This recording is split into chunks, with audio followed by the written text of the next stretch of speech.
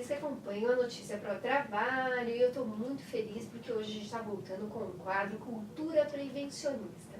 E na estreia de hoje a gente vai falar com Caio Fábio Portela, professor coordenador do curso de Naturologia da AMB Morumbi. Você já ouviu falar do que é naturologia? Bem, se você não ouviu, essa é sua oportunidade. Mas antes, eu quero primeiro cumprimentar e agradecer o Fábio aqui com a gente. Prazer. Caio Portela. Portela. Caio Portela aqui comigo, um professor, foi indicação do Silvio Piga, grande amigo, empresário, investidor aqui do nosso aniversário da notícia. E com muita gratidão que eu recebo aqui. A gente tem um público de deficientes que acompanham a notícia, entre eles os nossos amigos cegos. O professor já ouviu falar em descrição de imagem? Sim, já ouvi. Vamos hoje aprender comigo como é que se descreve, já para se descrever para os seus alunos com baixa visão ou cego, ou nas palestras que ministrar sobre naturologia pelo país. Eu sou Regina Ramalho, se você hoje está vindo pela primeira vez, eu sou loura, de olhos verdes, tenho 1,75 de altura, uso cabelo nas alturas, da altura dos meus ombros. Hoje visto uma camisa com gola V e ela é nas cores, figuras geométricas nas cores branca com preto, calça jeans azul escuro e acessórios dourados, um brinco dourado com argolas largas. Essa é a minha autodescrição de imagem de hoje. O professor Caio pode fazer a gentileza de se descrever para os nossos amigos deficientes? Então vamos lá, vou tentar aqui. Eu tenho cabelo curto, claro, mais ou menos, não sei descrever a altura do meu cabelo, mas ele está curtinho. Tô com uma camisa azul, uma calça marrom escura e tenho olhos castanhos e não estou usando nenhum acessório. E tenho uma barba que é curta, mas acho que é isso. E leva essa sementinha da notícia para as suas palestras, para as suas aulas. A gente, quando tem muito aluno na plateia, a gente nunca sabe quando a gente vai ter um amigo com deficiência visual lá. E obrigada pelo carinho. E aí, voltando à pauta, naturólogo. A gente sabe que em pleno século XXI já existe um burburinho que algumas profissões vão deixar de existir, que novas profissões estão surgindo. Essa função, a naturologia, é bastante antiga, o professor vai explicar pra gente, mas ela ainda é pouco conhecida e ela já é uma ciência, aqui no Brasil, já com reconhecimento acadêmico. É isso, professor Caio? Sim. Bom, a naturologia ela existe aqui no país como graduação desde 98, né? Então a gente tem aí um pouco mais de 20 anos que o curso está rodando aqui no país. É uma graduação de 4 anos, né? Aqui na AMB Morumbi, em São Paulo, a gente existe como graduação desde 2002, né? Então é um curso que está iniciando do ponto de vista de profissão, né? É recente para uma profissão, né? 20 anos é um tempo muito curto para uma profissão ganhar o mercado e conquistar um espaço dentro da cultura do país, apesar do Brasil. Chegar lá pro filho e falar assim, vou fazer naturologia, para falar, o que é isso? Vai fazer medicina? Sim, sim, exatamente. As outras profissões de saúde já estão mais solidificadas, já tem conselho profissional, já tem uma série de coisas que ajudam a essa validação, né? Então, dura quanto tempo hoje um curso de naturologia? é um curso de 4 anos, né? As matrizes curriculares têm em torno de 4.000 horas, que é um pouco do que a gente segue da diretriz internacional da Federação Mundial de Naturopatia, que é o órgão que nos representa externamente aí no mundo, né? Então a gente tem os países que oferecem o curso, né? Que é chamado de medicina naturopática ou naturopatia, né? Lá fora como graduação. Aqui no Brasil ele chega como naturologia por uma questão de nomenclatura, né? 20 anos atrás, os países de língua portuguesa tinham essas duas definições, naturologia, naturopatia. Em Portugal também tem cursos de naturologia e naturopatia. Na verdade, são sinônimos dentro da graduação. Que tem mais relação com a nossa língua. Exatamente. E o que a gente aprende tecnicamente falando dentro de um curso de naturologia? Então, o naturólogo ele é um profissional de saúde, primeiramente, então a gente aprende as disciplinas de base da saúde, né? Então, ele vai ver fisiologia, morfologia humana, patologia, toda a base da ciência biomédica convencional está dentro da matriz do curso de naturologia. e as práticas das medicinas vitalistas, que a gente chama. Então, hoje, a naturologia aqui no Brasil ela é um sistema que dialoga uma forma de tratamento da saúde convencional, né, o que a gente tem aqui nos hospitais, nos postos de saúde, que é a medicina ocidental de hoje, e as medicinas antigas vitalistas. Então, a gente trabalha com medicina chinesa, trabalha com a medicina indiana também, e a naturologia é um sistema de fazer elas conversarem dentro de uma mesma abordagem. Então, o naturólogo ele considera os exames que a pessoa traz, ele considera o diagnóstico que ela traz biomédico, ele considera todo o quadro clínico e soma junto com a avaliação, o diagnóstico e o tratamento das medicinas tradicionais, das plantas medicinais, de outros recursos. É uma ciência que não vai dispensar a nossa ciência tradicional. Exato. Da medicina que a gente já está mais conhecendo, que a gente conhece mais no Brasil. Porque também é uma outra lenda. A gente conversava um pouco antes de começar que tem algumas pessoas que misturam isso com misticismo, que também traz prejuízo à prática da atividade, o reconhecimento da atividade e até a aceitação pela sociedade. Se de um lado há o interesse, de um outro lado tem esse prejuízo. O professor quer explicar e desenvolver um pouco mais, porque o professor também é um grande articulador da regulamentação dessa atividade no nosso país, do fortalecimento e da divulgação dela. Sim. A gente tem um quadro, né, que assim, existe todo um movimento de práticas integrativas no país, na verdade no mundo, né, hoje a gente chama isso de saúde integrativa a nível mundial, né, uma nomenclatura que tem sido usada muito na OMS, em diversos países, nos órgãos acadêmicos que fazem essas articulações. E isso é um movimento macro, né, que está acontecendo no mundo todo, que é um movimento de tentar mudar um pouco o paradigma de saúde, a forma como que a gente lida com a saúde, com a doença, de não olhar só para o sintoma, de reduzir medicamento, da gente ter uma outra abordagem, que é uma abordagem mais de como eu dou condições da pessoa recuperar a própria saúde, que é diferente de eu atacar o sintoma.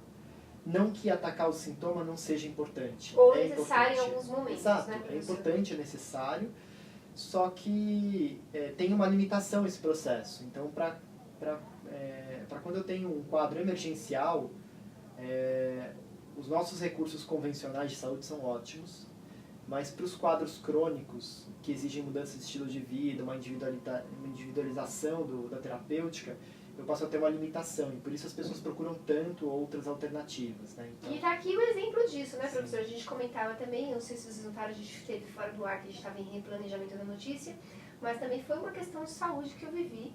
E assim eu fui conhecer um pouco nesse momento, passando por um processo de educação alimentar, através de um atendimento de um naturólogo.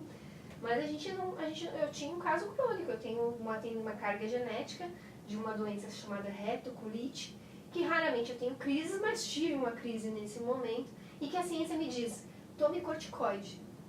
Tudo bem, vou tomar, vai curar a crise nesse momento. O que eu faço para não ter mais? Não sei. Atividade física é para tudo. Né? Boa alimentação é para tudo, mas como assim? O que é boa alimentação? Né? O que é um bom sono? Então, citei um caso, a gente teve um caso que a gente vai contar aqui também, professor, se você me permite, mas se tiver algum outro case a gente puder trazer, a gente tem um caso aqui na nossa equipe de uma pessoa que ela tinha crises de epilepsia o tempo todo e através de um processo de alimentação, que a ciência não estava conseguindo controlar nem com medicação, já está há mais de um ano sem nenhuma crise. E inclusive aceitou uma proposta de trabalho e está aqui desenvolvendo uma atividade com a gente, num trabalho freelance aqui com a gente na notícia. E que ela contando pra gente, parece que isso nunca tinha acontecido. Parece que ela está falando de uma outra pessoa, porque aquela pessoa que ela nos descreve através da alimentação já não existe mais.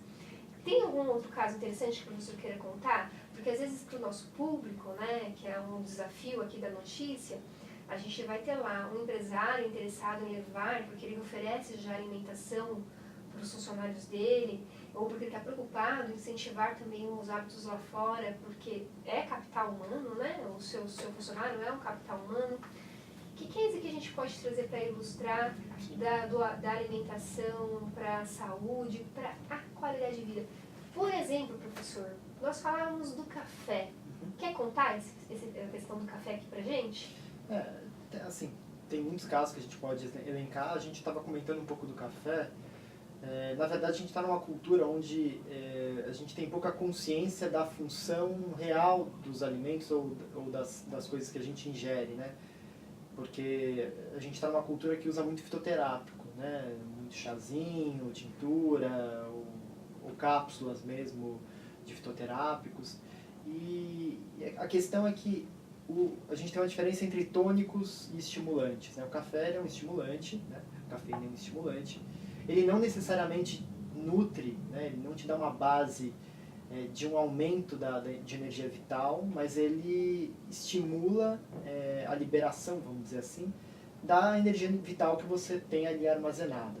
Vamos pensar dessa forma. Então, o café, se você já está debilitado, o café ele te dá um aumento de energia temporário e que custa um pouco dessa energia que você já está debilitada, que já está baixa. É uma autoenganação. É um processo que acaba cronificando, porque se a gente olhar isso pelas medicinas tradicionais, o café ele eu vou acumulando um dano, né, por conta desse super estímulo. A gente tem uma baixa vitalidade justamente por um excesso de pensamento, de sobrecarga emocional, né, de não saber lidar com as emoções. Então, assim, essa sobrecarga toda nessa dimensão mental, ela gera uma desvitalização do corpo. E aí, quando eu me sinto desvitalizado, o que eu faço? Eu estimulo mais ainda para manter essa sobrecarga. Então, isso é um sistema falido. Né? E uma bola redonda de que vai te levar para bancarrota que não tem saída. Sim, uma outra coisa, porque o meu contato ainda com a naturologia é muito recente, que me deixou chocada, e eu acredito que talvez você, telespectador, você, empresário que nos assiste, que quer cuidar da sua própria saúde, que quer cuidar da saúde da sua família e equipe, a questão do que combina com o quê. Né? Então, por exemplo, eu achava que eu arrasava fazendo uma bela de uma salada crua no meu jantar, só que daí eu vou e coloco pedacinhos de queijo. Sim. Existem alguns alimentos que um mata todo o nutriente do outro, é isso? Professor, você pode explicar um pouco pra gente? Tem uma questão da absorção, né? Assim, se a gente olhar pelo olhar biomédico, né, pela racionalidade convencional de saúde, a gente vai entender que alguns alimentos concorrem na absorção. Mas é um pouco mais do que isso, né? A gente tem uma questão do biotipo, né? Então, o Ayurveda, por exemplo, que é uma ciência da medicina indiana, né? É a medicina indiana, que faz uma avaliação da constituição, então é uma das medicinas mais focadas na constituição. Então, o que é a constituição? É a minha característica individual, né? O que eu herdei geneticamente e como eu me comporto em relação a isso. Exato. Então, dependendo do biotipo, alimento cru não é tão interessante, dependendo do momento de vida, que tipo de agravação nesse equilíbrio constitucional eu tenho, eles chamam de doshas isso, né, no Ayurveda, Pitta, Vata e Kapha. Então, cada dosha, que tipo de agravação que eu tenho, qual que é minha constituição de base, eu tenho um tipo de alimento que serve ou não para mim. Então não adianta copiar, por isso que a dieta Exato. do vizinho não serve para você emagrecer. Então, não tem padrão. Um pouco da polêmica, por exemplo, surgiu um tempo atrás a questão, dieta mediterrânea, porque as pessoas no Mediterrâneo vivem mais quando comem a dieta mediterrânea. Mas a gente não vive no Mediterrâneo. Exato, mas a gente não vive no Mediterrâneo. E será que não tem todo um estilo de vida mediterrâneo? Não tem todo um contexto? Então é um processo, por isso que quando a minha naturóloga foi fazer o meu exame e a questão do leite, no meu caso, é prejudicial, mas eu falei de uma questão afetiva com café com leite, ela ainda deixou eu com café com leite. Isso, porque são fatores, né? São cofatores. Agora eu entendi. A gente sempre pensa numa abordagem multidimensional. Então eu tenho uma coisa lá na dimensão mental que vai impactar também no físico, no metabólico. Então não adianta eu olhar só para um componente. Eu tenho que entender a interação entre eles. Se o café, por exemplo, é algo que vai... Se você tirar o café imediatamente, você vai ganhar um estresse gigantesco, isso vai ser de uma carga emocional importante para você. Tem que ir devagar. Eu tenho que ir devagar e ir trabalhando o significado desse processo, o teu vínculo com isso, para poder chegar num lugar de equilíbrio. E o curso da Anhanguera vai me capacitar para que eu saia com esse olhar com o meu paciente. Não é paciente que a gente usa na naturologia, que termo a gente usa? Interagente. Interagente. Com um interagente que eu vou estar ali dando suporte.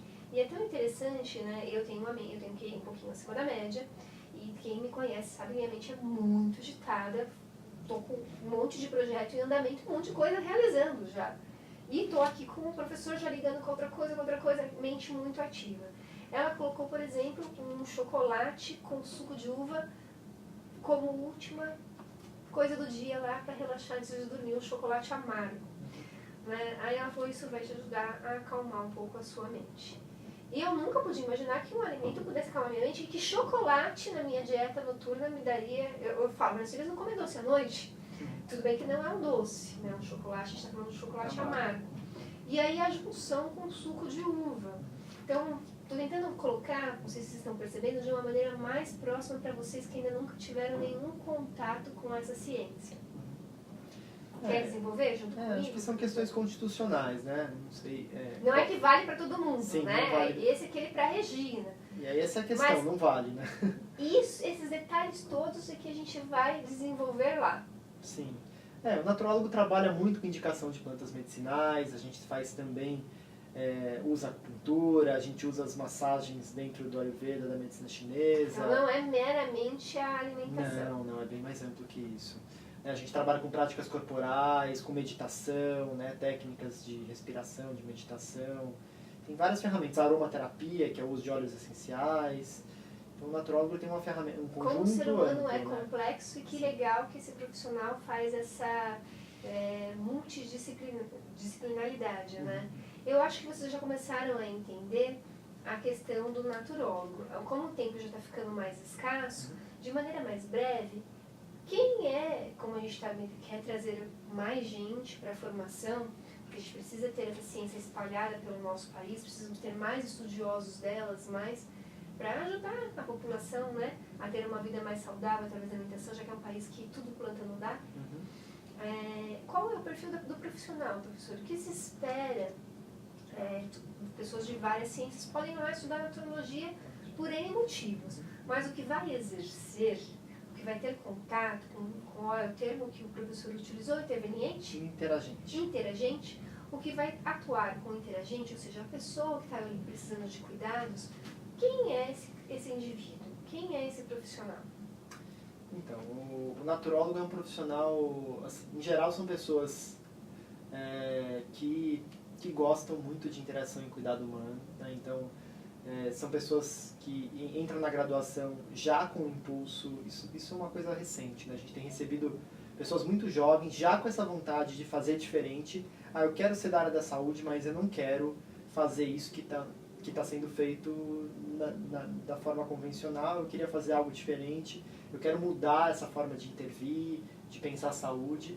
Então são pessoas bastante ligadas até com o ativismo, com uma mudança de pensamento, de uma forma de atuar. Então são pessoas bastante apaixonadas, em geral. Por gente. Que vão, por gente. Gente que quer se cuidar e quer cuidar de gente. Exatamente. Então esse é o primeiro critério de capacitação para eu avaliar se eu tenho um perfil para ser um profissional dessa área. Nós estamos falando de uma profissão, uma graduação recente, está nessas novas ciências e novas atividades que estão acontecendo pelo mundo, e no outros lugares do mundo muito mais forte. A gente aqui está muito atrasado, né?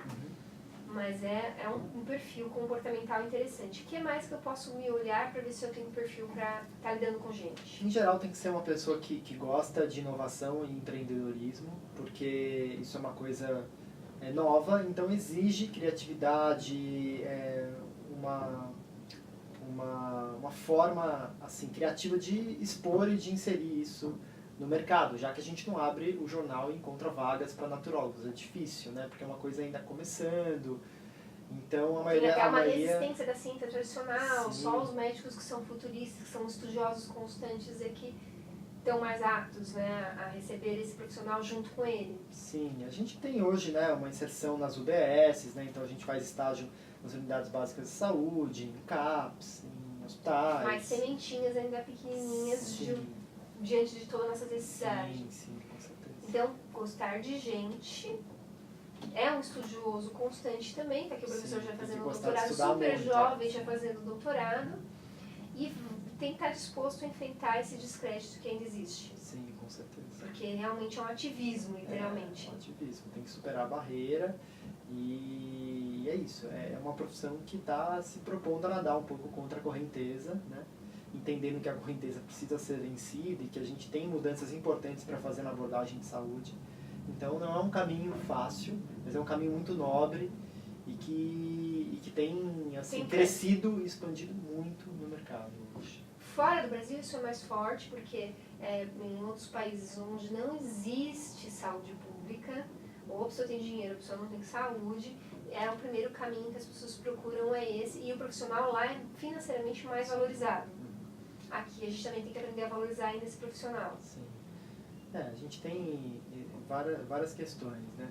Você trouxe uma coisa que eu acho que eu acabei não respondendo, mas a questão do vínculo com o misticismo, ou com uma questão assim, uma imagem que acaba ficando pejorativa.